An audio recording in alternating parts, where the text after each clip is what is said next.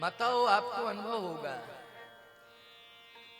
जब संतान नहीं होती है, डॉक्टर भी मना कर देता है, तो फिर भगवान के दरबार में देवी देवताओं के यहाँ ये जाती हैं, माथा पटकती हैं, जाने कितनी प्रार्थना करती हैं। और ऐसे 50 प्रमाण हैं कि इन देवी देवताओं ने गोद भर दी।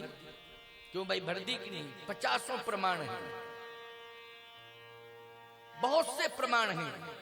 क्षेत्र में ही हम आपको 50 प्रमाण बता देंगे। जिनको ये विश्वास है उन्होंने स्वीकार भी किया है कि हमारे घर में अगर वंश चलाने वाला कोई आया है तो अमुक देवता के आशीर्वाद से आया है, ये उन्होंने भी यकीन किया है। तो देवता हैं, लेकिन संशय करने की जरूरत नहीं है। एक उदाहरण आपको और दे रहा हूं।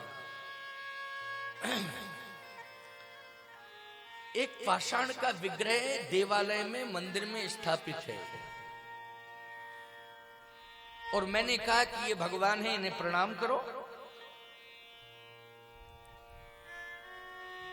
संस्कारहीन लोगों ने कहा हम पत्थर का मानते हैं, हम परमात्मा नहीं मानते।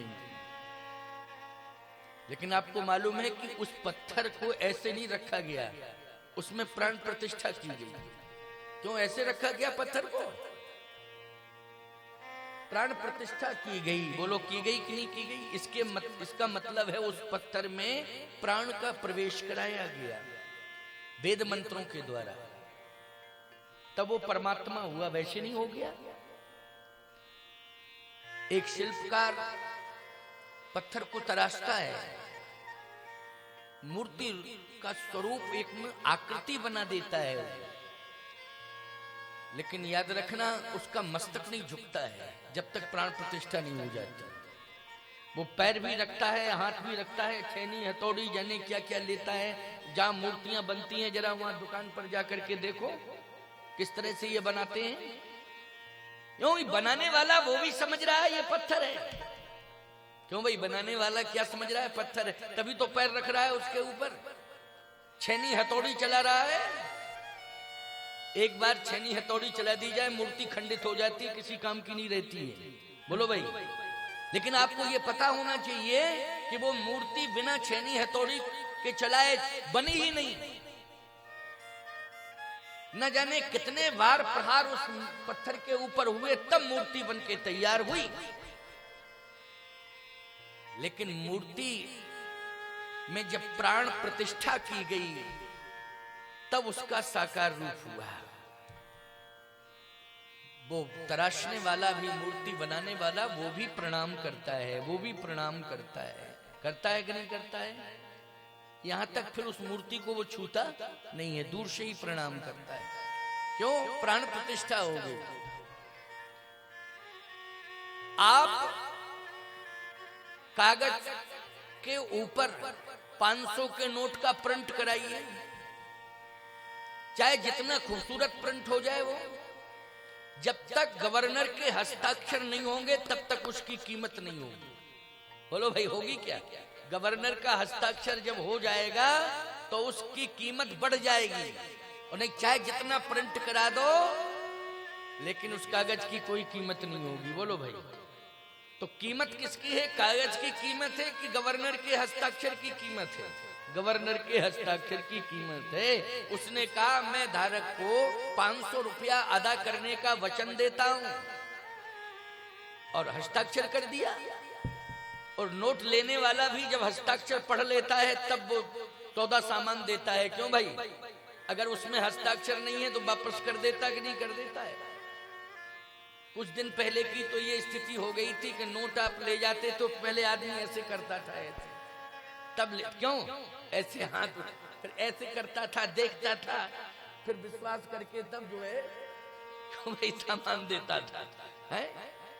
इसका मतलब वो देखता था कि ये कागज तो नहीं है, नकली तो नहीं है, बनावटी तो नहीं है। भारतीय गवर्नर के हस्ताक्षर की कीमत है। जैसे ही गवर्नर का हस्ताक्षर होता है तो कागज कागज ना होके वो नोट बन जाता है ना। जैसे कागज के टुकड़े के ऊपर भारतीय गवर्नर का हस्ताक्षर हो जाने पर वो कागज कागज न होके नोट में बदल जाता है, मुद्रा में बदल जाता है, वैसे ही पत्थर में जब प्राण प्रतिष्ठा हो जाती है तो वो पत्थर पत्थर ना होके परमात्मा बन जाता है, उसकी महिमा बढ़ जाती है। तो सती जी संशय कर रही हैं, चर्चा यहां हो रही, संशय।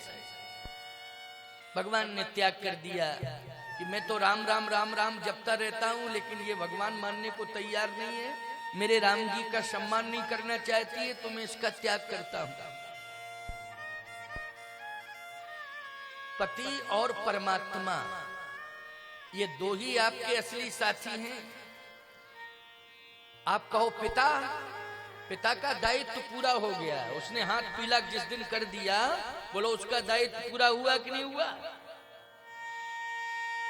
उसका दायित्व पूरा हुआ। यहां तक पुरानी परंपरा में बहुत से लोग यहां पुराने बैठे हुए हैं, बुजुर्ग, जिस दिन हाथ पीला करता था पिता, उस दिन कहता था, मां तो रोती थी लेकिन पिता भी रोते रोते कहता था कि बेटी निर्वाह करना, अब मैं कुछ नहीं कर पाऊंगा, अब क्या करना?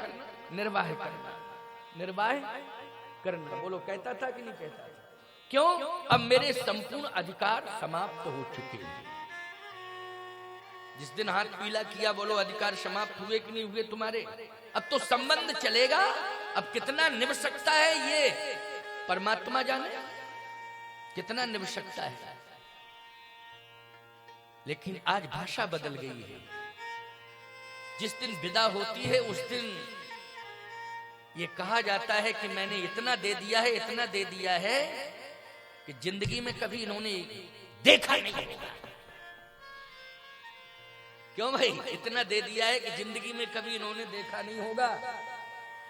हाँ, लेकिन बेटी जरा सी कोई बात हो तो तुरंत फोन कर देना मुझे, मैं 2 मिनट में राइट कर दूंगा पूरे घर भर को। 2 मिनट नहीं लगेंगे। क्या भाषा बदल गई? बोलो बदल गई कि नहीं बदल गई? ये सिस्टम ही चेंज हो गया है। सती जी को यही तो था कि मेरा पिता इतना प्रभावशाली है कि इन्होंने मेरा त्याग किया है ना, मैं जाऊंगी तो इनको भी आना पड़ेगा और मुझे भी स्वीकार करना पड़ेगा।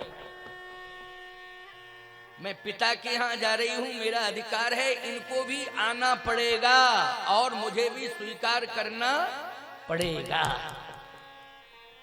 मेरा पिता इतना प्रभावशाली है, राजा है, राजा साधारण नहीं है।